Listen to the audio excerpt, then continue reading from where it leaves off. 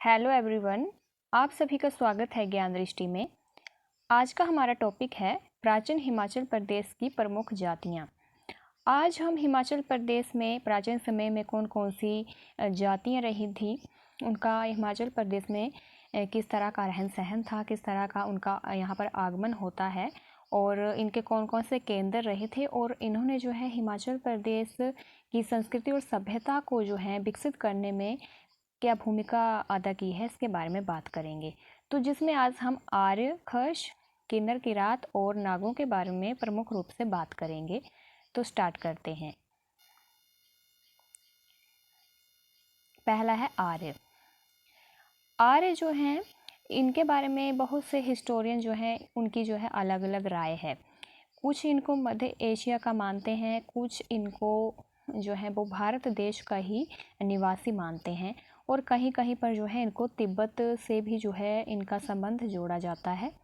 लेकिन इनके बारे में जो है वो समय समय पर अलग अलग इतिहासकारों ने अपने अलग अलग जो है वो मत प्रस्तुत किए हैं। आर्य जो हैं वो एक शक्तिशाली प्राचीन समय में जाति थी। जो वैदिक आर्य थे उन्हें ही जो है हम हिमाचल प्रदेश में उनका आगमन हम देखते हैं। आर्यों की यहाँ पर एक शाखा जो है वो थी जिसे हम खश शाखा के नाम से जानते हैं। इन्होंने जो है यहाँ पर हिमाचल प्रदेश के हिमालय क्षेत्र में प्रवेश किया था और यहाँ पर अपनी संस्कृति और सभ्यता को आगे बढ़ाने में जो है वो सफलता प्राप्त की थी। इसमें अगर हम मुख्य रूप से बात करें कि यहाँ पर उन्होंने हिमाचल प्रदेश में किस तरह से अपना शासन स्थापित किया था, तो हिमाचल प्रदेश में आर्यों का जो प्रवेश होता है वो यहाँ पर जो राजा थे या कुछ कबीले थे, उनके जो राजा होते थे उनके साथ उनको युद्ध करना पड़ा था और युद्ध को जीतने के पश्चात ही उन्होंने यहाँ पर जो है अपना शासन स्थापित किया था। जिसमें सबसे प्रसिद्ध अगर हम बात करें तो शंबर और सुदास नामक दो शासक थे। उनका जो आपस में युद्ध होता है जिसमें जो सुदास था वो जीत जाता है और शंबर जो है हार जाता है और फिर जो है आर्य ने यहाँ के अलग अलग स्थानों पर अपना आधिपत्य स्थापित किया था। अगर हम आर्य संस्कृति के प्रचार प्रसार की बात करें तो यहाँ पर आर्य संस्कृति का प्रचार प्रसार जो है वो ऋषि परशुराम के द्वारा जो है वो किया गया था और इन्हीं को जो है आर्य संस्कृति का जो है हिमाचल प्रदेश में संस्थापक माना जाता है। और जो धीरे धीरे जो स्थानीय लोग थे उन्होंने भी जो है आर्य संस्कृति को अपनाना शुरू कर दिया था और इस तरह से जो है हिमाचल प्रदेश में आर्य संस्कृति जो है वो विकसित होती है। इसके साथ ही जो जैसे हमने बात की कि शंबर और सुदास का दिवोदास का जो युद्ध होता है उसके बाद जो है आर्य शिवालिक के क्षेत्रों में बस जाते हैं, वहाँ पर अपने राज्य स्थापित करते हैं और यहाँ पर जो है इन्होंने अलग अलग जो है वो टुकड़ियाँ जो है वो अलग अलग क्षेत्रों में भेज दी थी, जिसमें इनका एक कार्य होता था कि वो जहाँ पर कुछ कमज़ोर या कुछ कम शक्तिशाली कबीले होंगे वहाँ पर वो आक्रमण कर देते थे और फिर बाद में अपना आधिपत्य स्थापित करते थे। इसके बाद ही उन्होंने जो है ये जो वैदिक धर्म था या आर्य संस्कृति थी, इसका प्रचार प्रसार जो है इन्होंने हिमाचल प्रदेश के अलग अलग स्थानों पे करना स्टार्ट कर दिया था, जिसमें हम हिमाचल प्रदेश में आर्य संस्कृति के बहुत से केंद्र देखते हैं, जैसे कि रेणुका है, ममेल है, नीरथ है, दत्तनगर है और निरमंड है, जो आज भी हम उनको देखते हैं। इसके साथ ही उन्होंने सिरमौर के क्षेत्र में आर्य संस्कृति का प्रचार प्रसार किया, जिसमें परशुराम का जो है नाम प्रमुख है और उनके पिता जमदाग्नि का वहाँ पर आश्रम था और वहाँ पर रेणुका झील जो कि उनकी माता का नाम है, परशुराम जी की माता का नाम है, वो एक झील में परिवर्तित हो जाती हैं। वो भी हम जो हैं वो सिरमौर के क्षेत्र में देखते हैं और इसके अतिरिक्त ऋषि अगस्त्य और गौतम ऋषियों ने भी जो है रेणुका के क्षेत्र के आसपास जो है अपने आश्रम बनाकर आर्य संस्कृति का प्रचार प्रसार करने में अपनी महत्वपूर्ण भूमिका निभाई थी।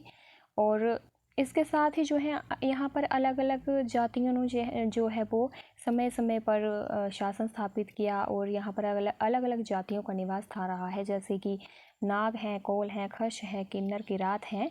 ये धीरे धीरे जो ये जातियाँ थी ये इतनी शक्तिशाली नहीं थी, लेकिन आर्यों में ही जो है ये समाहित होना जो है बाद में स्टार्ट हो जाती हैं, क्योंकि आर्यों ने अलग अलग क्षेत्रों में अपना शासन स्थापित करना जो है स्टार्ट कर दिया था। और इनकी एक शाखा भी थी जिसे खश शाखा के नाम से जाना जाता है। खश जो हैं वो हिमाचल प्रदेश में जो इनका इतिहास है वो काफ़ी प्राचीन रहा है। 3000 ईसा पूर्व के लगभग हम इसको मान सकते हैं। और ये काफ़ी शक्तिशाली प्रजाति थी। इसका जो इतिहास है वो आर्य संस्कृति से भी जुड़ा हुआ है।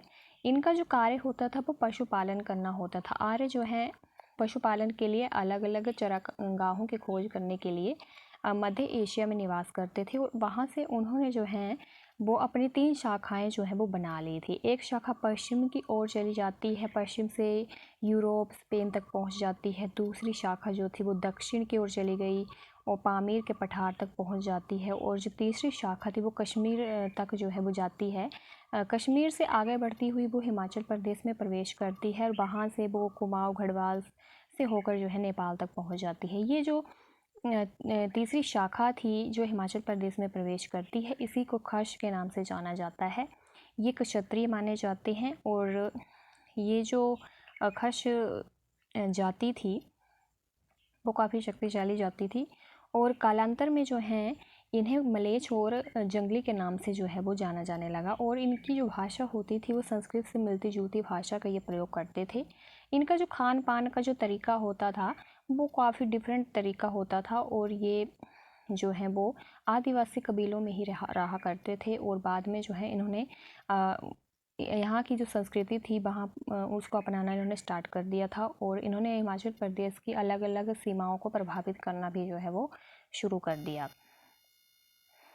इसके साथ ही इनका जो रहन सहन होता था, अगर हम इनके शासन की बात करें तो इनका परिवार और एक जो होता था उसमें एक व्यक्ति होता था। परिवार को एक इकाई के रूप में ये बांटते थे, जिसमें एक मावी या मवाना जो है वो चुनती थी एक इकाई इनकी, जो एक संगठन बनाते थे। और ये मावी और मवाना जो होता था वो एक शक्तिशाली व्यक्ति होता था, जो काफ़ी पावरफुल व्यक्ति होता था, जो योग्य व्यक्ति होता था उसको ही ये मावी बनाते थे या मवाना बनाते थे। और उसका जो कार्य होता था वो प्रजा से कर लेना होता था। और बाद में जो है ये युद्ध वगैरह भी करता था और एक दूसरे पर आक्रमण करके जो है लूटपाट भी करता था। और जिससे जो है ये अपनी शक्ति को मतलब ज़्यादा बढ़ाने का प्रयास करता था। और बहुत से क्षेत्रों को उसने जो है अपने अधीन भी करा हुआ था। इस तरह से जो है हिमाचल प्रदेश में बहुत से अलग अलग क्षेत्रों में इन्होंने अलग अलग मवाना जो है वो बना दिए थे, अलग अलग इकाइयाँ बना दी थी, जिससे जो है इनकी जो संस्कृति थी वो काफ़ी विकसित होती है। और बाद में ये कबीलों के रूप में विकसित हो गई थी, गणतंत्र के रूप में विकसित हो जाती है। और बाद में ये जो है एक जनपद का रूप धारण कर लेते हैं।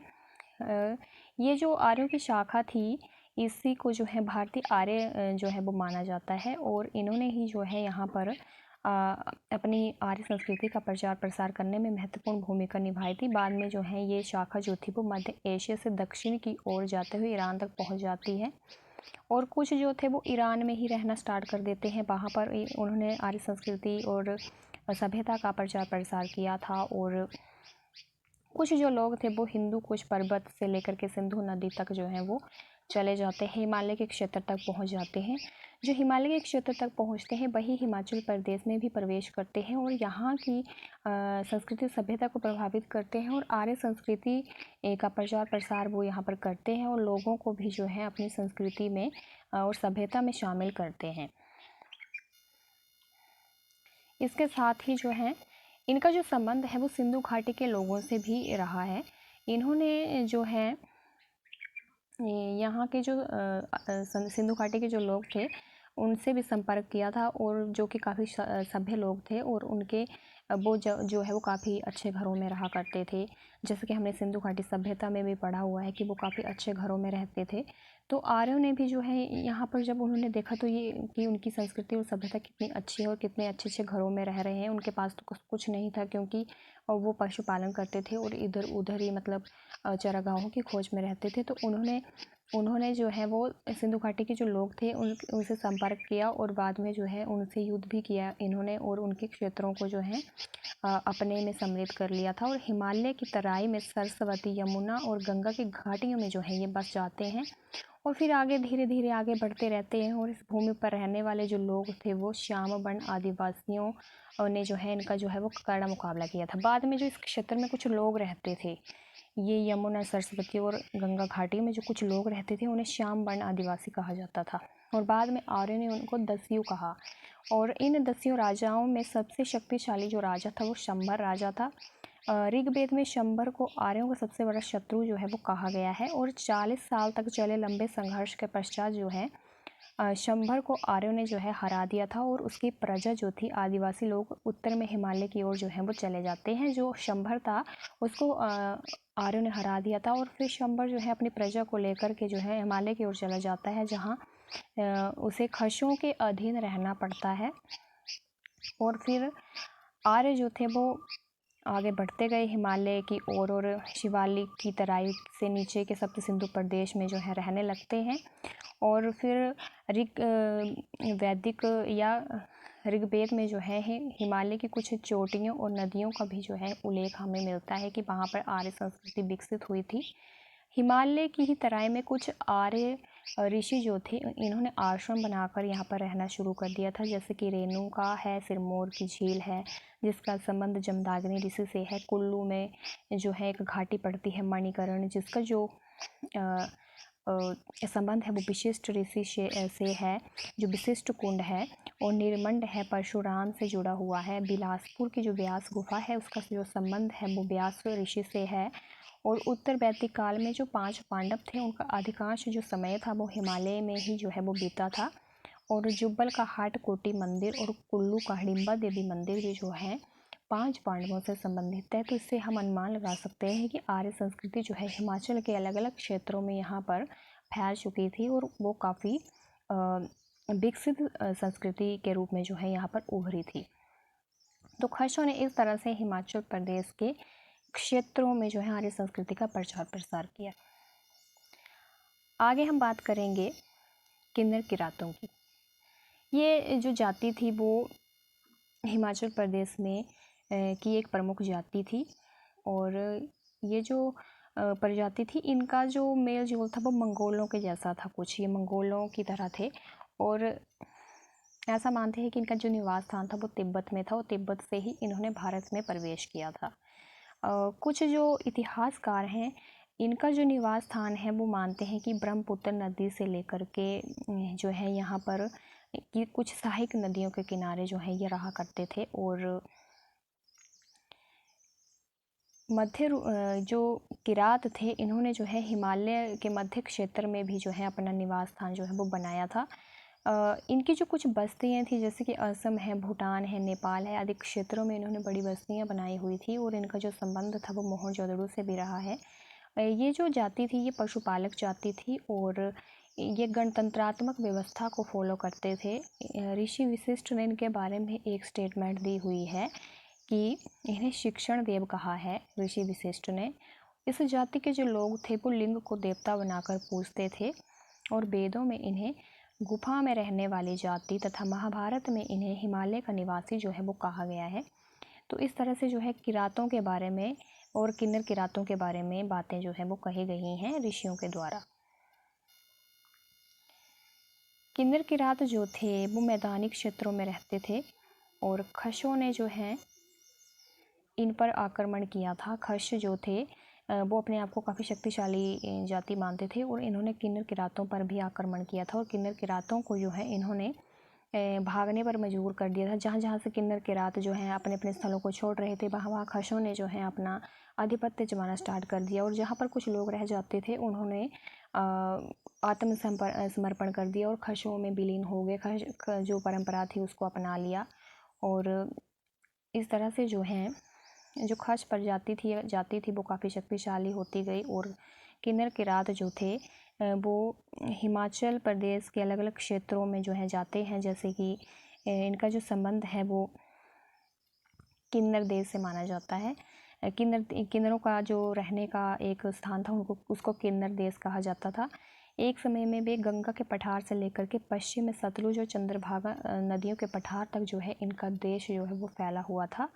और इस तरह से जो है हमें हिमाचल प्रदेश में इनके बारे में इतनी इन्फॉर्मेशन तो नहीं मिलती है, लेकिन यहाँ जो किन्नौर ज़िला है, हिमाचल प्रदेश का किन्नौर ज़िला, वहाँ पर हमें इनके बारे में महत्वपूर्ण जानकारी देखने को मिलती है, क्योंकि जो किन्नौर ज़िला है उसका नाम ही किन्नौर है, तो हम उससे थोड़ा अनुमान लगा सकते हैं कि वहाँ पर उनका प्रभाव दिखाई देता होगा और वहाँ पर उनकी संस्कृति और सभ्यता का जो है प्रचार प्रसार हुआ होगा। इसके साथ ही रामपुर बुशहर है, फिर लाहौल स्पीति का क्षेत्र पड़ता है, सिरमौर का क्षेत्र पड़ता है। इसमें जो है हमें किन्नर किरातों की संस्कृति और सभ्यता के बारे में देखने को मिलता है। तो इस तरह किन्नर किरातों ने हिमाचल प्रदेश में जो है उत्तरी स्थानों पर जो है अपना शासन स्थापित किया था। अब हम नाग जाति के बारे में बात करेंगे। ये किन्नर किरातों की ही समकालीन जाति रही है और ये भारत में ही नहीं बल्कि हिमाचल प्रदेश में भी इस जाति का महत्वपूर्ण स्थान जो है रहा है। इसका जो वर्णन हमें अलग अलग वैदिक ग्रंथों में देखने को मिलता है, जैसे कि वेदों में मिलता है, पुराणों में, समुद्रगुप्त प्रशस्ति में समुद्रगुप्त गुप्त वंश का शक्तिशाली राजा था और अभिलेखों में, बौद्ध ब्राह्मण ग्रंथों में, जैन साहित्य में जो है हमें नाग जाति के बारे में महत्वपूर्ण जानकारी देखने को मिलती है। ऐसा मानते हैं कि इनका जो राज्य था वो भारत में कश्मीर से लेकर के कन्याकुमारी से लेकर के पेशावर और असम तक जो था वो फैला हुआ था और इनका जो हमें एविडेंस मिलता है वो किन्नौर के कोठी ग्राम में इनके कुछ स्मृति चिन्ह हमें देखने को मिलते हैं, जिससे हम ये अनुमान लगा सकते हैं कि नाग जाति यहाँ पर बहुत पहले ही आ चुकी थी और उनका प्रभाव यहाँ पर काफ़ी समय से था। इसके साथ ही महाभारत और बौद्ध ग्रंथों में भी जो है हमें नागों के बारे में पर्याप्त वर्णन देखने को मिलता है।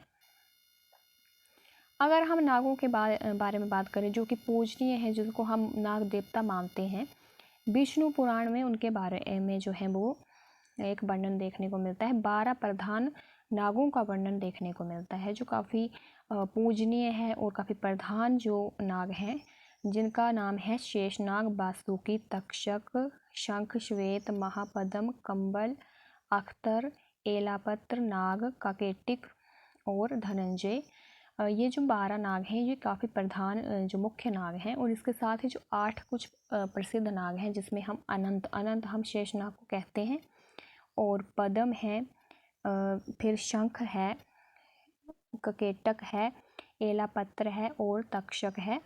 इनके बारे में जो है राज सरंगिणी में भी हमें वर्णन मिलता है। काकेटक जो नाग है उसके बारे में, काकेटक एक राजवंश था कश्मीर में, तो उससे हम ये अनुमान लगा सकते हैं कि शायद कश्मीर में भी नाग राज्य रहा होगा। और इसके साथ ही जो है तक्षक नाग जो था उसका जो राज्य था वो खांडम वन में इंद्रप्रस्थ के निकट जो था वो रहा है और आर्यों ने उसको हराकर जो है हिमाचल प्रदेश की पहाड़ियों में रहने के लिए मजबूर कर दिया था। तो इस तरह से जो है बाद में तक्षक नाग हिमाचल प्रदेश में अपना राज्य स्थापित करते हैं हम, और इसके बारे में हमें महाभारत में भी वर्णन देखने को मिलता है। और